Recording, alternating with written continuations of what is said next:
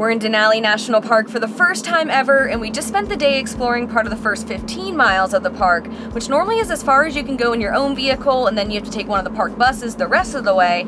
But we're going to be camping at the Teklanika River Campground at mile 29.1 for the next few nights, which gives us special access to continue down the road. We have to go through a quick checkpoint at mile 15, then we should be able to continue on the road, which, fun fact, is all gravel from there.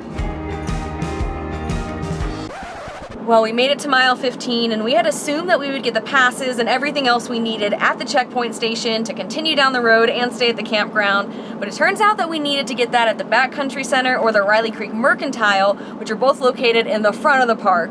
We really couldn't find much information in the confirmation email about what to do or how to check in. I'm sure I missed something somewhere, but hopefully one of y'all can learn from our mistake. It turns out if I had just gone to reservedenali.com and retrieved my reservation, I would have seen that we had to go check in there. Whoops.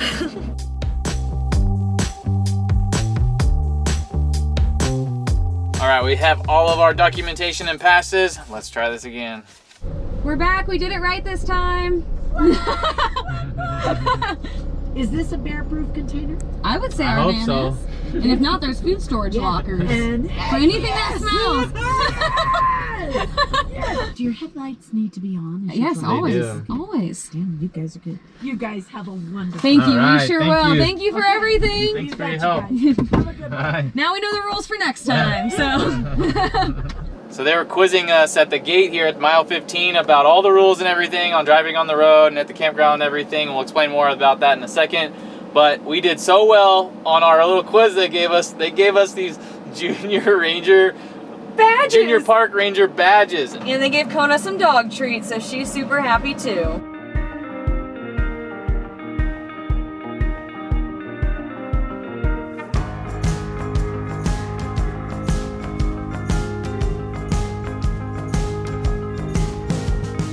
We're just about to get to the campground, and one of the many things to know about the campground is you have to reserve a site in advance, but actually picking your site is first come, first serve, and there's 53 to choose from. We're getting here about 7:30 on a Friday evening, and we don't think we'll have very many to choose from.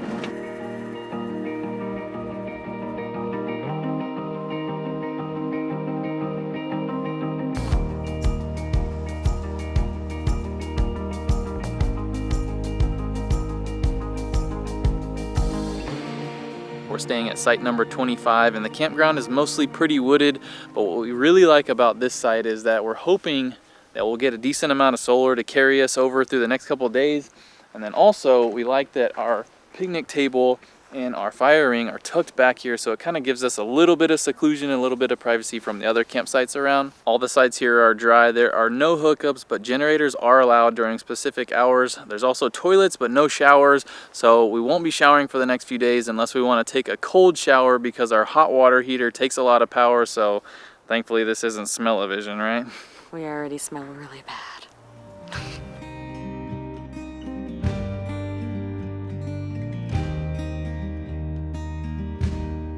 That's G.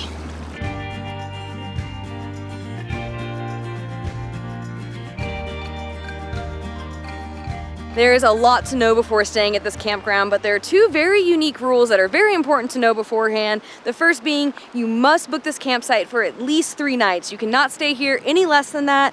Also, once you get here, your vehicle is not allowed to leave. You are trapped. Just kidding. Only your vehicle's trapped. You're not trapped. If you'd like to explore the park, you can utilize the park's buses, which we'll explain more about in the morning.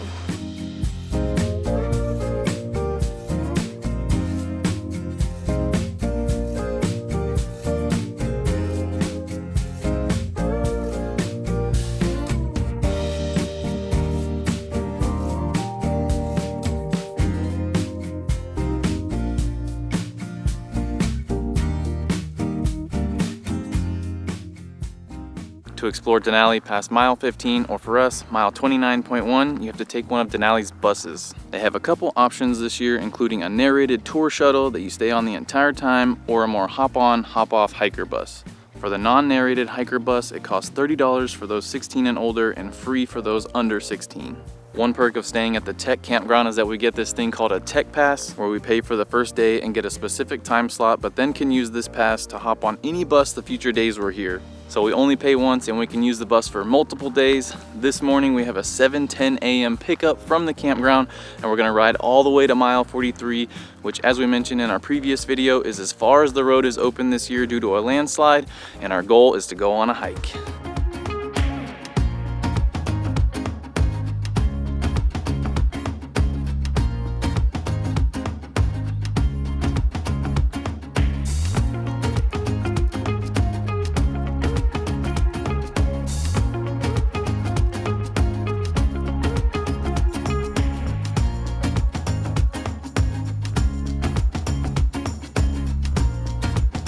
This ride has been so beautiful.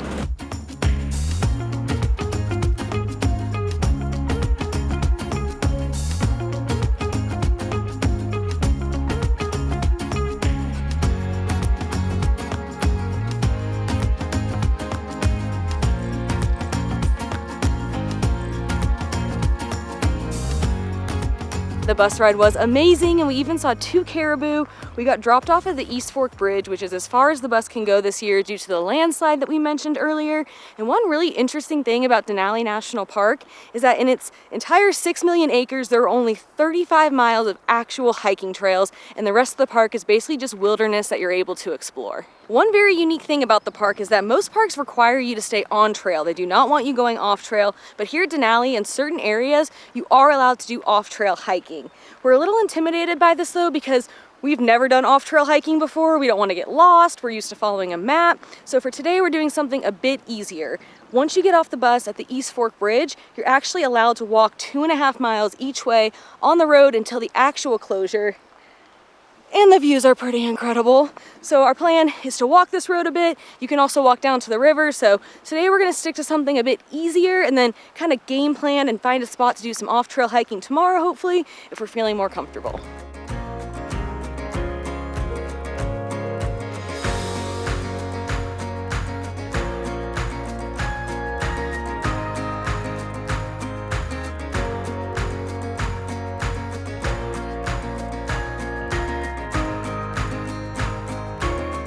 We know walking a road in a place as gorgeous as Denali National Park might sound kind of boring. You're not gonna get as many good views as a regular trail, but the views along this road might be better than more than half the hikes we've ever done. Like, come on, these mountains back here are super gorgeous. So if you come to the park, don't sleep on coming to the end of the road here and just walking up the road, because it is worth it.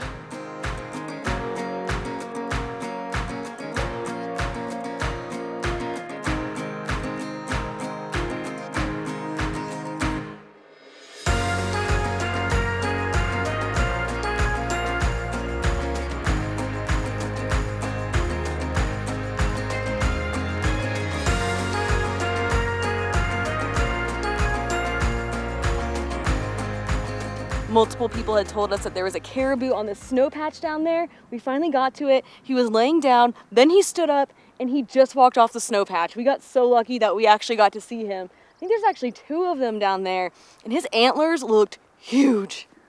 There's the 2 down there, and then there's another one up there.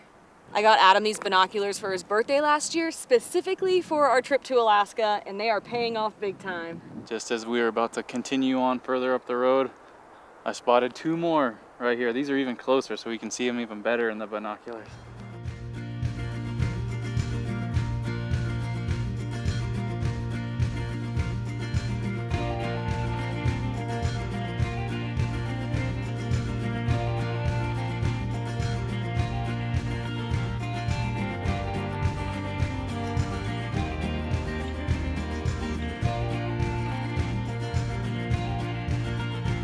We made it to the road closure, and from what we can tell, the road is completely wiped out. You can kind of see the gray road, and then it just completely ends. It is wild to see, and our bus driver was telling us that they aren't really making many moves to fix it, so it's probably going to be closed for a really long time. Their website right now says through summer of 2023, so if you're visiting here in the next year from filming this video, you're likely not going to be able to explore the second half of the park. So we're trying to make these videos as informative as we can. That way, if you are going to visit the park, you know exactly what you can do. So hopefully you're finding them helpful.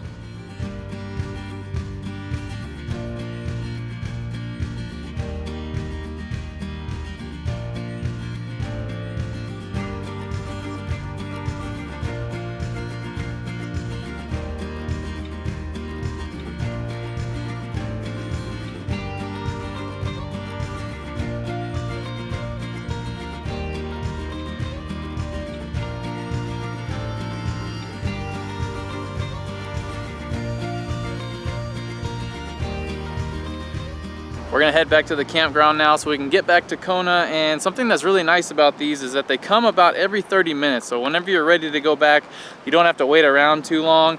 And a couple other things to keep in mind with them is that you can only get on the green bus. You can't get on the brown bus because those are the narrated tour ones and they will not pick up any hikers.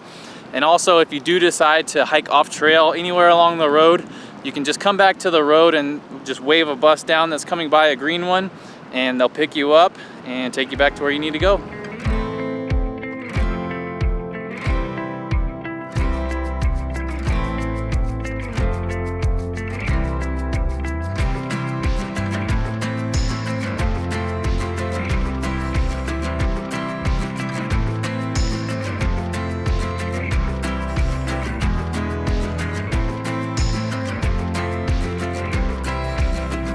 Approaching Teklanika Campground. Take a good look around. Make sure you have everything.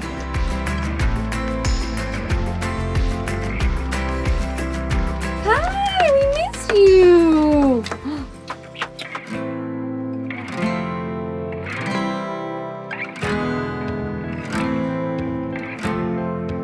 Being here at Denali is not really the most fun for Kona because dogs aren't allowed on trails in the park. However, there are a couple spots where they are allowed. Towards the beginning of the park, they are allowed on the roadside trail as well as the bike path. And we took Kona on the bike path a couple times and it's super nice. They're also allowed to just be walked on the park road. So we're taking Kona on a nice walk on the road outside the campground so she can get some exercise.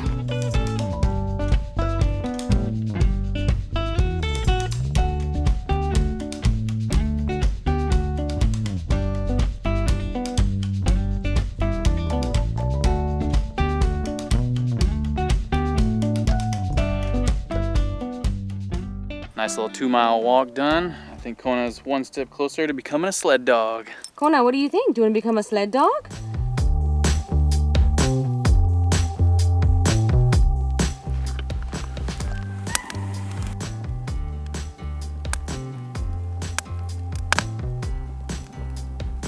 Before we got to Alaska, we joked that the state bird is a mosquito, and a few of y'all have asked for a mosquito update. We will say this campground definitely has a good amount of mosquitoes. One just hit me in the ear. But we haven't really found the mosquitoes in Alaska to be much worse than other places we've been to that have bad mosquitoes. We're wearing these little wristbands that Adam's mom got us. I think they smell really good, and they seem to have helped a little bit, and we have our thermocell. I will say, I think the mosquitoes are still hovering around us. I just don't think they're biting us as much. I don't know. I have some flies on me now too, so it's kind of hard to know what's a fly, what's a mosquito. Things are hitting me in the head, but I don't think I'm getting any bites.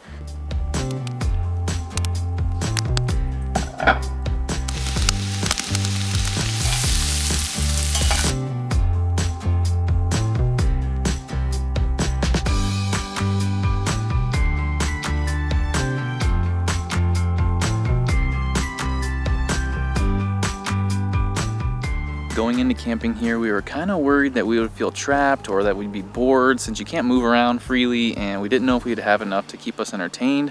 And while we do think the campground would be even better when the park is fully open because you could get to the end of the road faster and you'd have more to explore, we've loved staying here so far.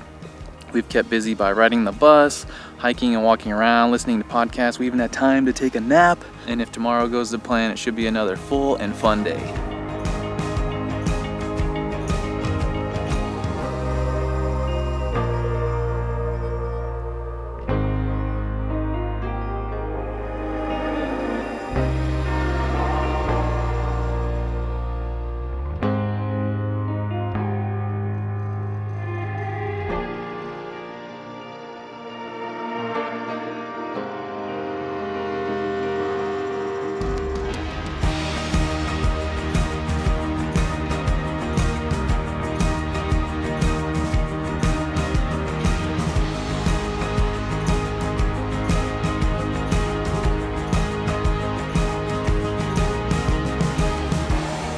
Today we are going on an off-trail hike, and to be honest, I'm a little nervous about it, but after doing research before we got to the park, as well as talking to bus drivers yesterday and today, we've determined that Mount Margaret is our best bet. It's one of the more straightforward options. So this morning we hopped on a bus going back towards the front of the park, got off at mile 17. we can see kind of where we're going. So we're just gonna start walking. The bus driver let us off at the bend in the road here, and then we crossed the road, and he kind of showed us this way that we can enter into the brush here. We've got a little bit of ways to go through the brush, and then it should start to open up.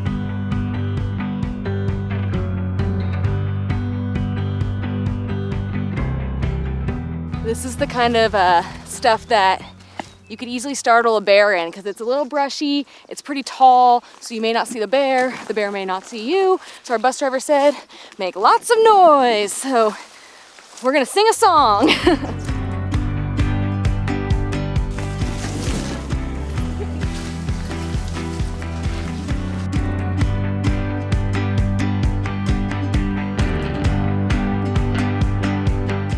Just reached kind of the top of this knob. I think we're out of the thick stuff. It should just be more kind of knee-high brush, and then we should be in the clear to see wide open views.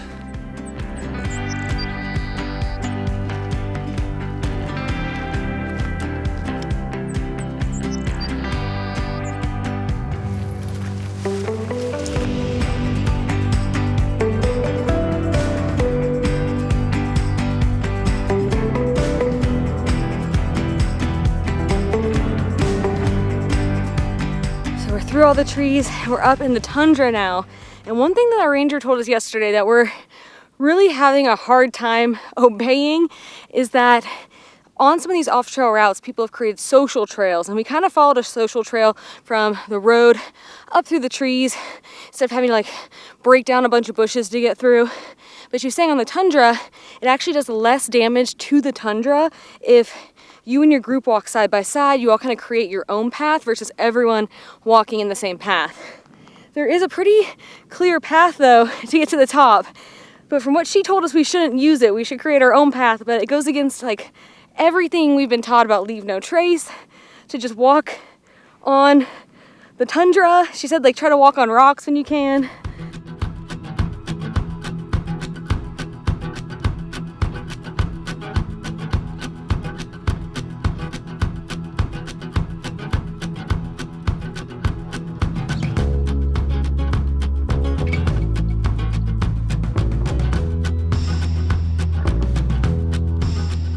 I'm enjoying this off-trail experience much more than I thought I would. My biggest concern going into it was just getting lost and not knowing where to go. But we picked one that's probably one of the easier ones to do. It's more straightforward. It's very open, so it's pretty clear which direction you need to go. You can also see the road the whole time, so it's clear which way you need to go to get back down. But we just made it to this first ridge. We're gonna try to keep following it up that way and just see how high we can make it.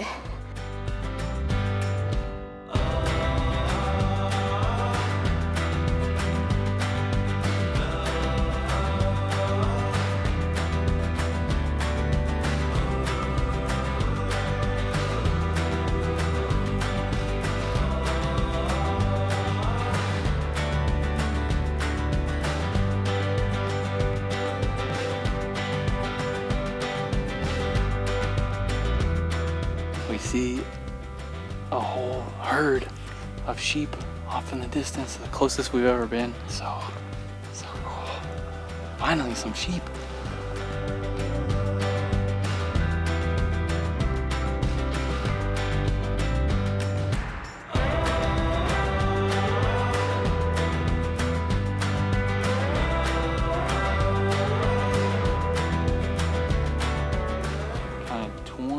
In total. Crazy. Yeah, nice. We're getting closer. We're trying to go up there, and we think the best approach is to kind of walk over here and then kind of just go up this ridge.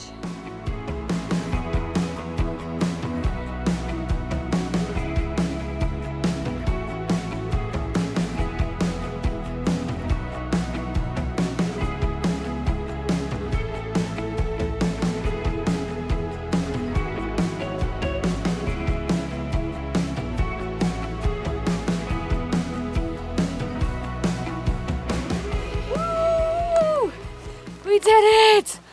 Oh, I am very proud of us. This was a little out of our comfort zone, but it could not have gone any better. Since we've been up here, fog has just been rolling over and then rolling back through. The views keep coming and going, but we think the summit, the actual summit of this area here is right back there. It's maybe only a few feet higher than what we are now, so we're cool with just hanging out here and enjoying the views. But the scenery up here is really unique. It's kind of a bald area, but then there's these really awesome looking, really rocky structures jutting out everywhere. It looks like you'd film Lord of the Rings or some scenes from Star Wars here. It's pretty cool.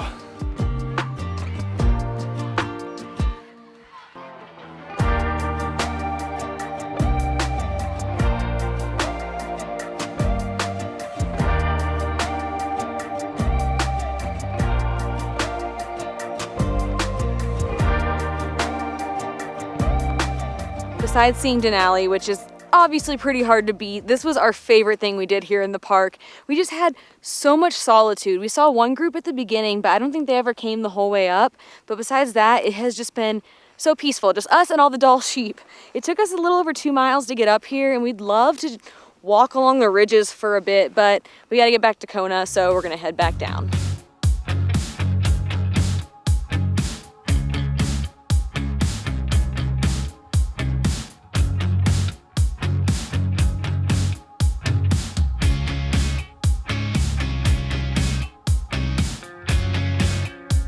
There's the road! Woo!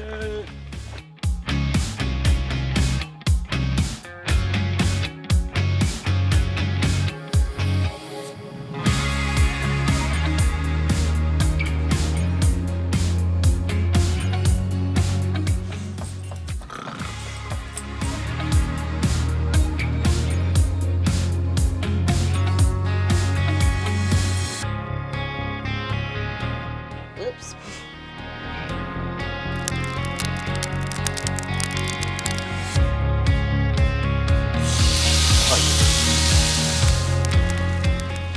While we were staying here at the campground, we wanted to prioritize cooking over the fire, so tonight we made a garlic and herb chicken, and it's one of those McCormick seasoning spice packets. We just marinated it overnight, and then a Greek salad. It's gonna be mighty tasty. But tonight is actually our last night here in the park. We loved our time here at Denali. It was the perfect way to kick off our adventures here in Alaska. When we originally found out that the back half of the park was closed, we were super bummed, but it ended up working out really well. We had plenty to do in just the front half of the park. And it was way more manageable and less daunting to only have around 43 miles to explore instead of 92. But with that said, we will 1000% be back to the park in the future when it's fully back open so we can conquer miles 44 to 92. Can I get you shaken?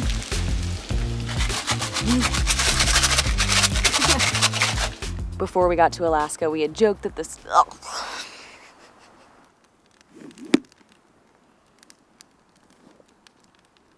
It's just me, I won't hurt you, don't hurt me, la da da. This is how I scare away bears.